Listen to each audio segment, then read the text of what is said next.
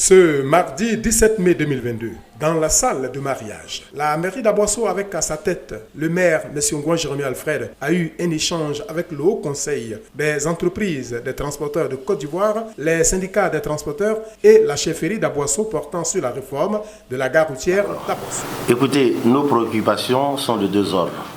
La première préoccupation, c'est de faire en sorte que la population d'Aboisseau soit transportée dans des conditions optimales de confort et de sécurité.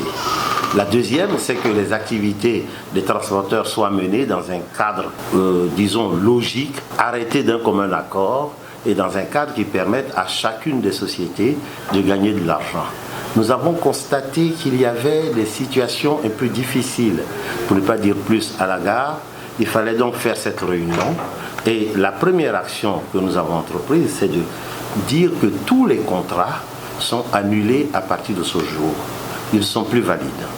Nous allons recenser à nouveau les compagnies de transport, redistribuer les emplacements, de telle sorte que chacune des compagnies puisse avoir accès à la clientèle dans les meilleures conditions, puisse avoir les mêmes chances de réussite et pour que la concurrence soit vraiment saine. Nous avons invité l'OIC à venir à cette réunion parce qu'il était important de trouver un endroit où les cars peuvent garer.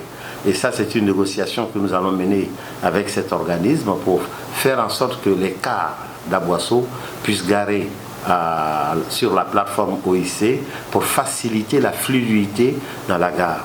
Le reste sera fait en concertation avec les transporteurs à travers leurs syndicats et je puis vous assurer que la transparence sera le maître mot de notre action dans cette affaire. Demander au maire de bien communiquer dessus parce que nos parents transporteurs, c'est un peu difficile. On communique beaucoup dessus pour que demain, il n'y a pas de polémique autour de la gare. Parce que depuis longtemps, le maire Elengan avait donné des documents pour l'occupation de la gare. Je pense que ça fait plusieurs années, près de 20 ans, 30 ans, que les gens occupent, que la gare revient maintenant à la mairie. Nous sommes tous d'accord, la notabilité, la chefferie, nous sommes d'accord pour que la mairie récupère sa gare. En tout cas, le maire a été très clair. Avant de venir à cette réunion, je me suis même cultivé et au cours de mes recherches, j'ai su que le terrain appartenait à l'État. Et comme c'est la mairie qui représente l'État, le maire a bien fait de prendre ses responsabilités. Parce qu'il y avait une certaine anarchie à la gare d'Aboisseau. La société STA, par exemple, qui n'existe plus, il y a des soi-disant, comme on appelle, il y a des gens qui se prennent pour des représentants de STA, qui sous-louaient la gare à des sociétés de transporteurs. Donc vraiment aujourd'hui, monsieur le maire a bien fait de mettre fin à toute cette anarchie. Moi personnellement, je ne suis pas satisfait. Pourquoi? Parce qu'on archifait pour bâtir un gare. Quand on fait ODP, tu payes ODP. Quand tu loues une maison, tu payes. Une fois que tu payes, tu donnes, tu ne donnes pas les gens, la maison vous appartient. Une fois que tu ne payes pas, on te met dehors.